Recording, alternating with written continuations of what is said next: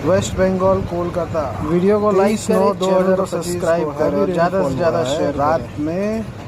रात भर बारिश, 4 से 5 घंटा का बारिश में ये हाल है। कलकत्ता का ड्रेनेज सिस्टम का हालत बहुत ख़राब है। 4 घंटा के बारिश में घुटना भर से ऊपर का पानी भर चुका है। अधिकतर इलाका खिदिरपुर पोर्ट, कलकत्ता पोर्ट, बेहला, पौनोश्री, मोमिनपुर, अलीपुर, अधिकतर इलाका टोटल डूब चुका है। लोगों को देखिए कितना परेशानी हो रहा है। मोमिनपुर साइड में दुनिया भर का पानी भरा है। ये देखिए मोमिनपुर से खिदिरपुर जाने वाला रास्ता है, ये टोटल डूबा हुआ है।